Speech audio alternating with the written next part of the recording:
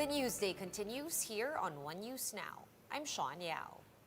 The Senate Blue Ribbon Committee is conducting its 17th hearing into the issue of overpriced pandemic supplies concerning pharmaceuticals. To tell us more, we have Mean Los Baños joining us live from Pasig. Mean, hi. What was discussed in today's Senate inquiry? Hi, Sean. Good afternoon. Senate Blue Ribbon Committee Chairman Senator Richard Gordon appealed to President Duterte to order the arrest of former PSDBM USEC Christopher Lau, who failed to attend several committee hearings. Gordon explained that it should be the executive department who should be arresting Lau because since he is part of the said branch of government. Aside from this, Gordon also released the pictures of a certain Jason Uson and Gerald Cruz, who claims have links to Chinese businessman Michael Yang and other family officials. However, 3 Jason Usons appeared before the Blue Ribbon hearing today. 2 are from Pangasinan and 1 from Tarlac, but all of them denied having links to family and to Michael Yang. Meanwhile, family officials present in the hearing are Wang Tzu-yen, Mohit and Twinkle Dargani, Crizel Mago, and Chinese businessman Michael Yang. Documents obtained by Gordon also show that family chairman Wang Tzu-yen made the initial inquiry on the flight that was supposed to take Dargani siblings to Malaysia. Sean, after this hearing, Senator Gordon said that he will call for one last committee hearing, and that may be in the next year, January 2022. After that, we are expecting the Blue Ribbon Committee to release its committee report to the plenary. Sean? Thank you so much for that update, Mean Los Baños of News 5, joining us live from Pasig. Thank you, Mean. And the national government has promised to allot 2 billion pesos for provinces battered by Typhoon Odette. Gerard de la Peña with the details. Uprooted trees, wrecked roofs and walls, debris everywhere. These were the sights that greeted President Duterte when he visited several typhoon-hit areas in the Visayas and Mindanao during the weekend. Although the extent of damage has yet to be fully assessed, the President has already ordered that 2 billion pesos be allotted for recovery efforts. He, however, said that pandemic response depleted the funds. Walay limit niya dako kay kung utang sa mga hotel nga mahalon o baratohon kay ang mga OFW nato pag uli di manday nato sila paggawason sa quarantine.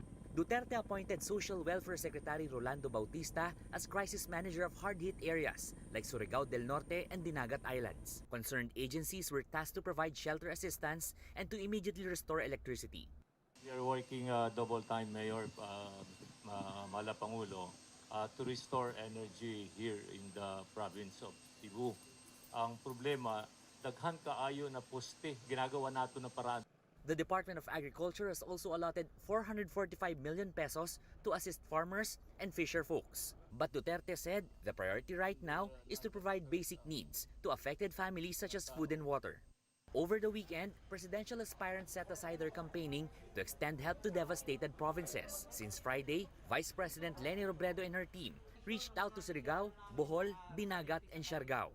The unit team of Bongbong Marcos and Mayor Sara Duterte, on the other hand, shelled out 3 million pesos for food packs and humanitarian missions. Senator Manny Pacquiao, meanwhile, airlifted more than 30 tons of relief goods for Cebu and other affected provinces. As for Manila Mayor Isko Moreno, he and the Manila City Council passed a resolution allotting 2.5 million pesos in assistance for badly hit areas. Senator Panfilo Lacson, meanwhile, said that they continue to help out those affected by Odette, slamming, however, what he calls calamity politics. For News 5, Gerard de la Peña, we are One News.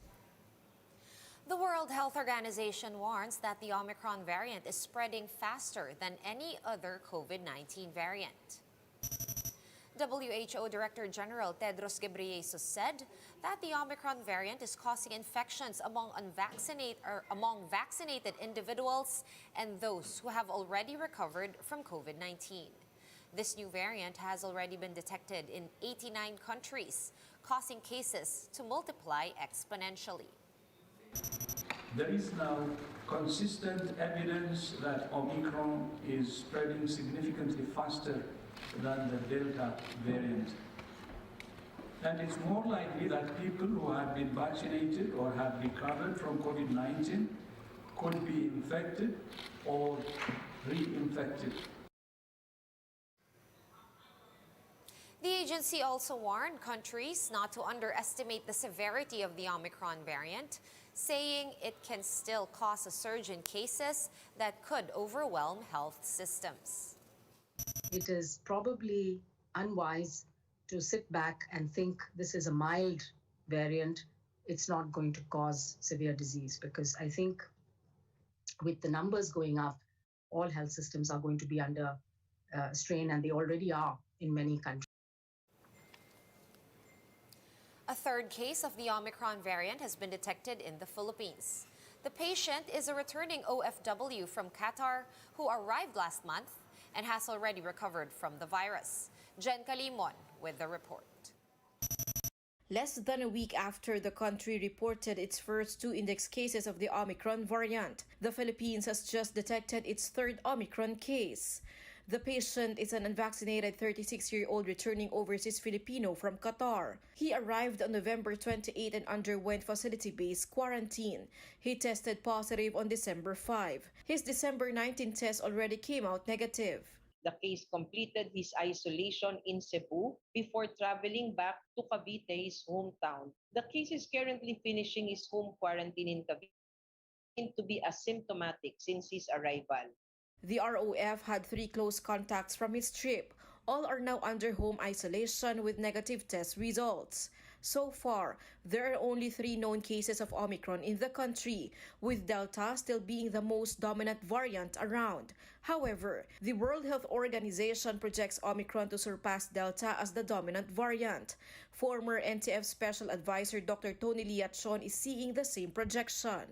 Ang problema naman, sila po ay highly transmissible kahit mild ang symptoms. So, ang ibig sabihin, pwede pa rin nilang matangay po yung infection at madala nila sa area na unvaccinated.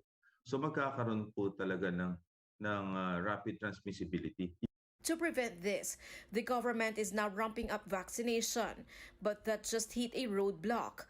With the onslaught of Typhoon Odette, more than 600 local governments from hardly hit areas have suspended their vaccine drives. Some vaccine vials were also damaged due to power interruptions. Unfortunately, as of December 19, 100 vials of Pfizer vaccines in Region 6, Bingawan, Iloilo Province, was reported to be wasted.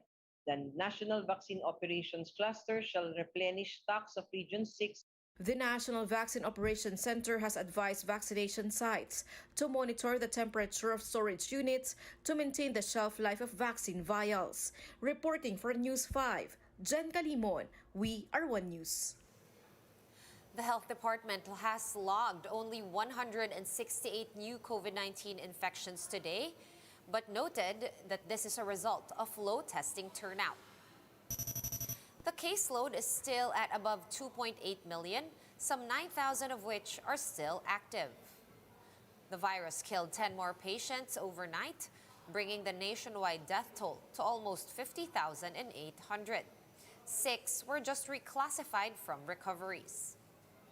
Meanwhile, survivors are now at 2.7 million, with 372 new recoveries logged today.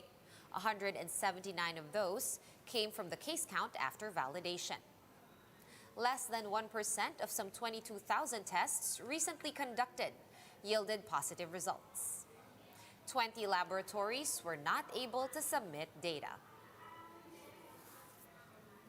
Let's now take a quick look at today's other top stories. BDO has denied changing its terms and conditions for online banking after it figured in a hacking incident. However, the bank says that a liability clause is part of compliance in the banking industry. BDO says it has made exceptions by shouldering the client's losses, even if they are not legally liable to do so. The COMELEC has issued summons to Bongbong Marcos on 3 petitions against his candidacy. These cases have been raffled off to the First Division, headed by Commissioner Rowena Guanzon. Guanzon says they have scheduled a preliminary conference on the petitions come January 7, 2022. And Octa Research says Metro Manila is still at a very low risk for COVID-19 ahead of the holidays. Octa says the capital region only had an average of 79 new cases from December 14 to December 20. Pateros recorded 0 cases, while Quezon City and Manila had 15 infections each. For more updates, visit News 5, The Philippine Star, and Business World online. Visit our website, onenews.ph, for more in-depth analysis.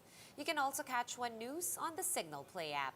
Register for a free account at www.signalplay.com and stream One News live anytime, anywhere. Masks on, wash hands, and stay safe, Philippines. I am Sean Yao. We are One News.